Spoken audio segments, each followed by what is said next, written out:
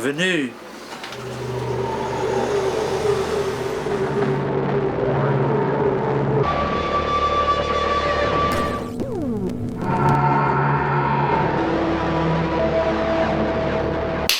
C'est un beau clap ou un mauvais clap? C'est un joli clap.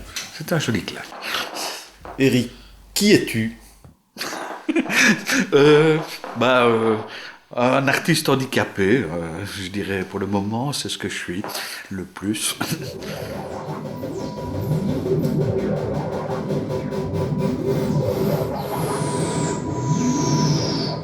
Je suis multitâche, moi. Peinture, sculpture, musique. Avant, je faisais de la vidéo, et du bricolage en tout genre. En gros, voilà, je touche à tout. Touche à tout, avant tout.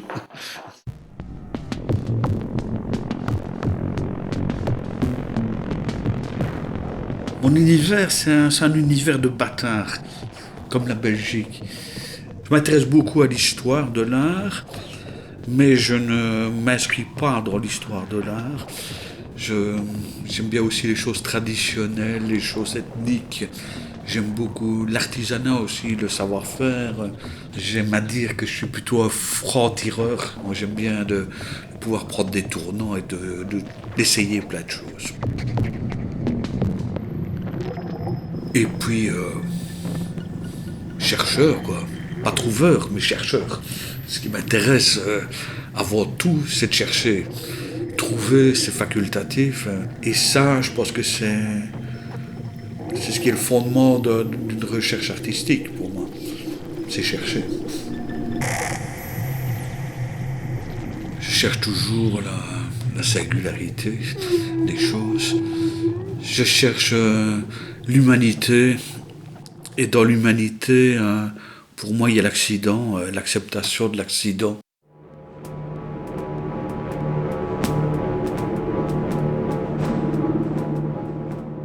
En fait, c'est arrivé à un festival de théâtre de rue, Bitume, auquel je participais, où j'étais un des membres fondateurs de Bitume.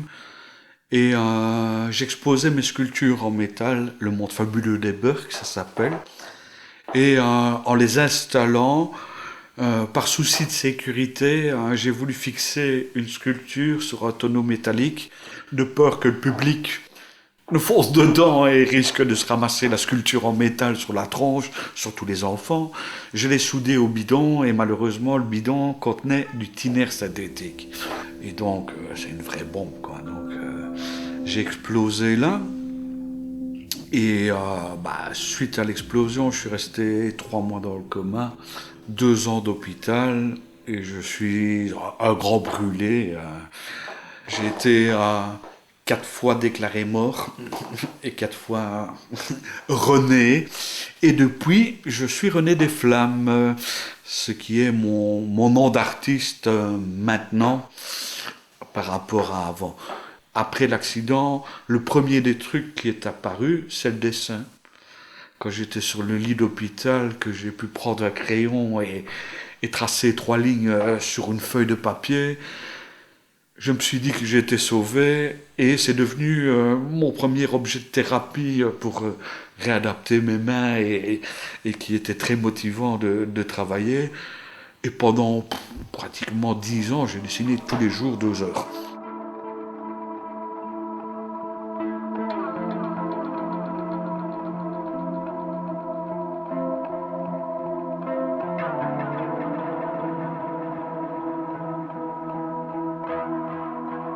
Depuis maintenant 15 ans, mon accident, enfin 17 ans pour être exact, mais comme je suis resté 2 ans à l'hôpital, il a fallu d'abord que...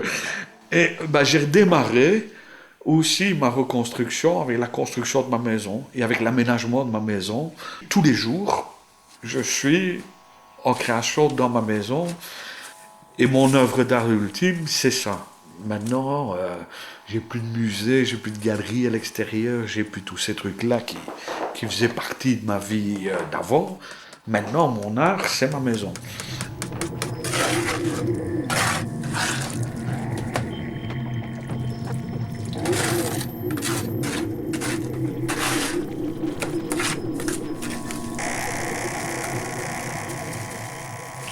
Va bene.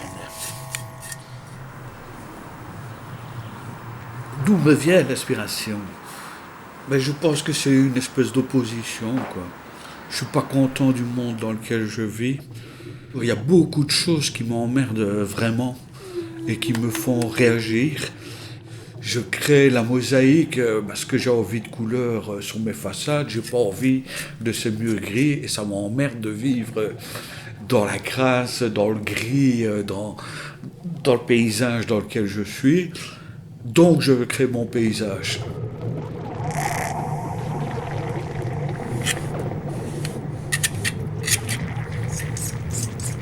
J'ai jamais de limite de temps pour créer. Ce qui est le contraire de beaucoup d'artistes qui ont des espèces d'échéances. Mais aussi, c'est dû à mon statut, ça. Et puis, l'entêtement, je suis un entêté. Je vais aller jusqu'au bout de la démarche, même si ça me prend des années. Et je n'abandonne jamais. Je pense beaucoup que le chaos est une source de création.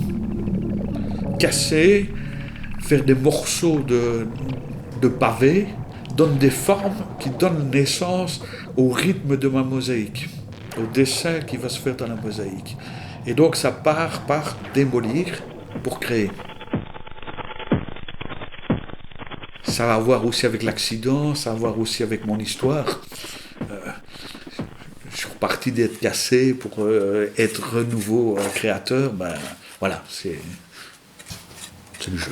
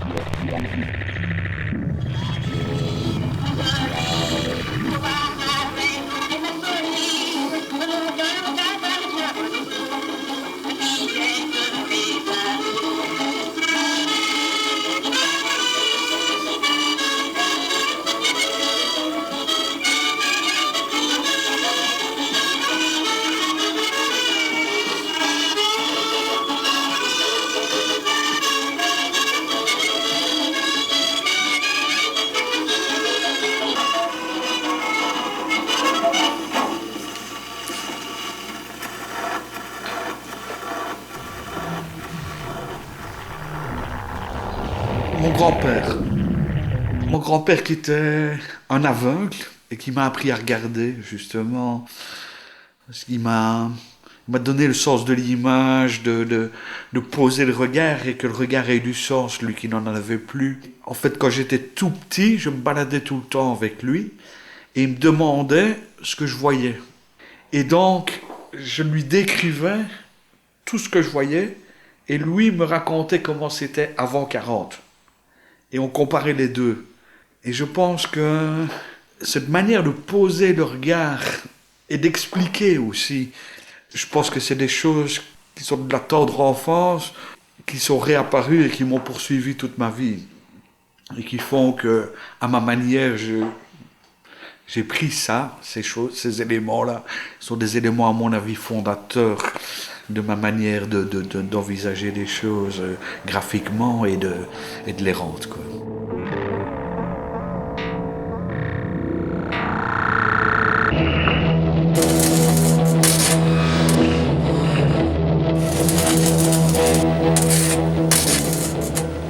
Alors une de mes matières préférées est quand même le fer. Et le fer s'est imposé à moi parce que je suis venu de la campagne à Flémal. Avant, j'habitais la Hesbaye. Donc, quand je suis arrivé ici à Flémal, le choc a été rude. Et la présence de coqueril à côté de chez moi m'a révélé la puissance du métal et l'identité du métal. Ici, c'est incontournable.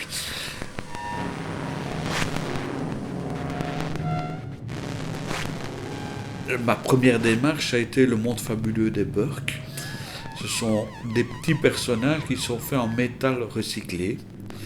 L'objet que je récupère a un sens, a une fonction, a une forme, et il fait partie de l'histoire que je vais raconter et de la création du personnage.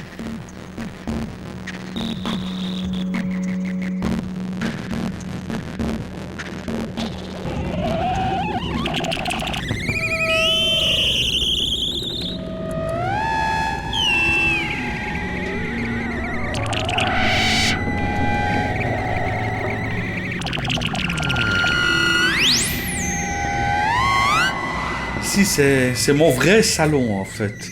Il y a le salon des invités en bas et il y a mon salon ici. C'est mon laboratoire de recherche sonore. C'est ici que je fais joujou.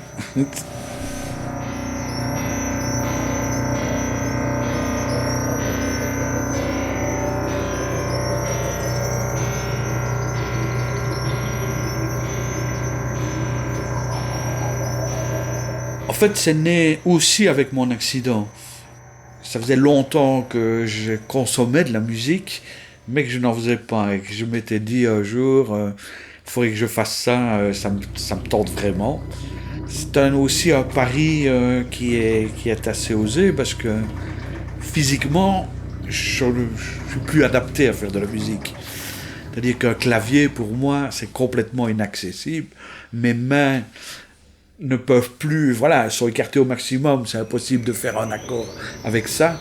J'ai dû trouver toute une série d'instruments qui permettent de m'exprimer sans utiliser des modes classiques. Et c'est comme ça qu'est arrivé le thérémine, le perséphone et les modulaires.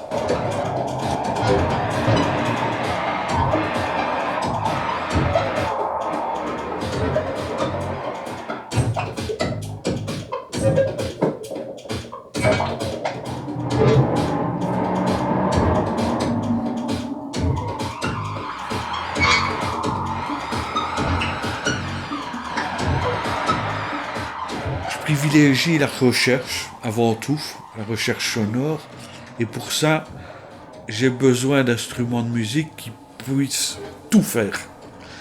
Quand il n'y a pas de câble là-dessus, il n'y a rien qui se passe. C'est les câbles qui font le circuit, qui créent le chemin du son, et où on crée toute la dynamique de ce qui va se passer.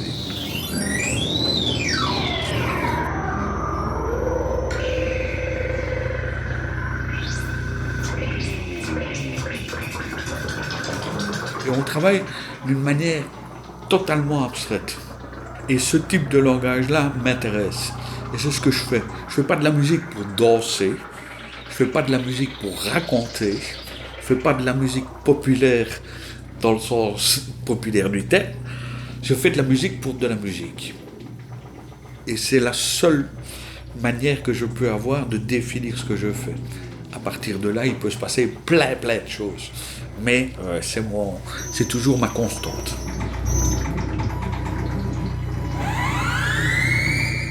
L'avantage de ce genre de truc-là, c'est que ça n'a pas de limite, sauf ton imagination et sauf ta recherche. Et plus tu cherches, plus tu peux aller loin. Donc ça n'a techniquement aucune limite. C'est un peu comme la couleur. Quand tu pars avec des couleurs, que tu as ta gamme de base, après, c'est infini ce que tu peux faire avec. Mais c'est un peu la même chose. Son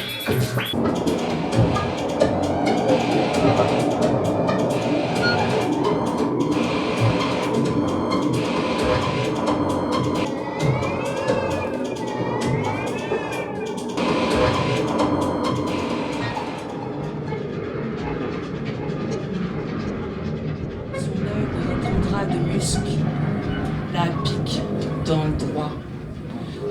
fric, pas d'odeur. On se quitte d'ailleurs. L'aube de repentir, Basile regarde dans les chambres. La cravate et les ongles en couleur. Mate et regarde, point à piquer. Pas d'odeur, des caroches. Ne s'énervera pas du son dans le quartier. Les promenades pendant que les gens chantent.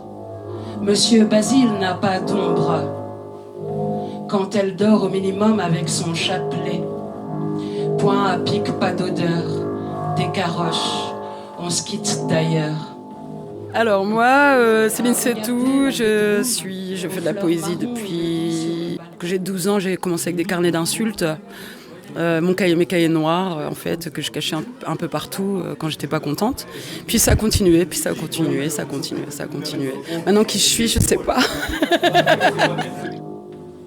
Ces Américains mécaniciens et leur rêve du champ de Mars. Le béton va rugir nos cases en bois. Les malheureuses cases en bois. Comment est née la collaboration avec Éric Jacques? En fait, j'ai envoyé des textes à Christian Duret et il a été touché par les textes et du coup il m'a fait venir un finissage de galerie et j'ai dû faire connaissance avec Éric à ce moment-là et après on s'est recontactés pour travailler ensemble parce que l'émotion elle était bien passée. Donc on a trouvé des moments où on s'est senti vraiment bien et on a continué de collaborer du coup. Le visage ahuri de sauts mortels au plafond. Pas de communication extraterrestre ici. Et quels sont les bénéfices de cette collaboration? Qu'est-ce que ça t'apporte? Moi, c'est pouvoir poser ma folie, en fait. Donc ramener tout mon bloc là, mon univers, ma folie, et les mettre quelque part. Voilà, et donc si je peux les mettre sur scène et transcender ça, c'est très bien.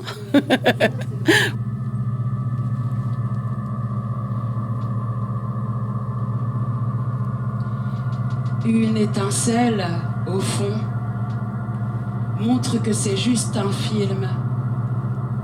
Un film que l'on regarde, mais que l'on ne voit pas. Un film que l'on s'invente. Image, par image, par image, par déni. Quel est ton regard sur l'univers d'Éric? Alors moi, ce qui est super, c'est que quand j'avais été voir des fois des scènes, j'arrivais pas à monter dessus parce que je trouvais qu'il manquait quelque chose. À chaque fois, il manquait un truc. Et quand j'ai rencontré Éric, ça fait comme un rêve, enfin quelque chose, quelqu'un qui fait des choses complètement barrées et qui sort de sa zone de confort et qui me fait sortir, du coup, qui m'inspire pour moi sortir de la mienne. Puis alors son univers Mad Max, moi c'est le tripage, j'aime bien. C'est le caucasien quenelle dans sa version talon haut. Sur sa messagerie tourne en boucle son putain pourquoi. Sur le commentaire en fond de page noir Jacob, régie en plastique s'il te plaît.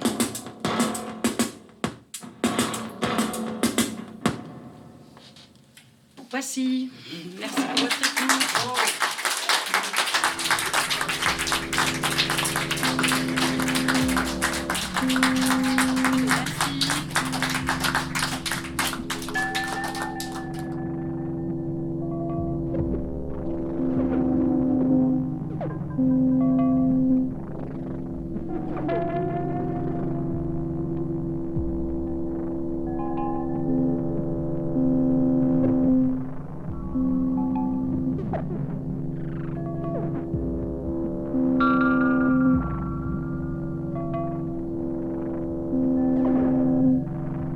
Tant que je suis vivant, ma création sera vivante.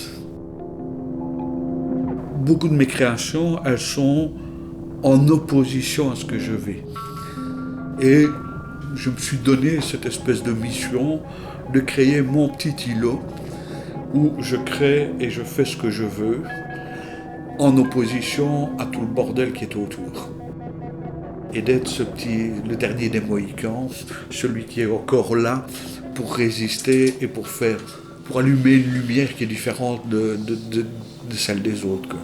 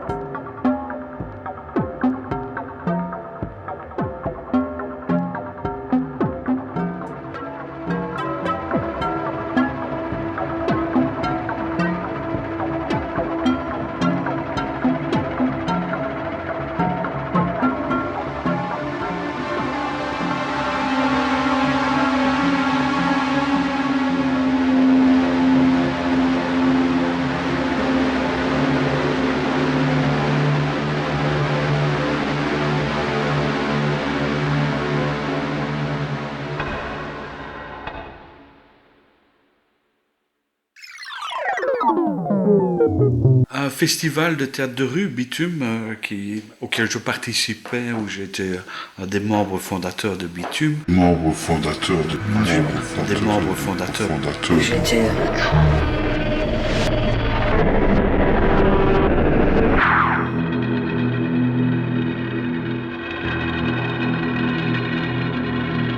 On dit n'importe quoi.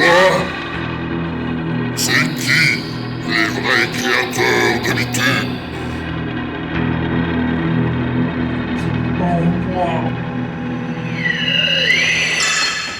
Mais qu'est-ce qui t'a foutu là? T'as fait des conneries. Oui, Mais c'est pour Bitume. oui. T'as raconté n'importe quoi. Oui. Ah bon? Ah ben, mais t'as quand même été le premier à exposer à Bitume. Ah oui. Dès la deuxième année. Exposition, et puis explosion. Hein? Bah oui, patapom. Et puis René des Flammes, voilà. Allez, délie-toi, on y va. Oui, Hein? on y va.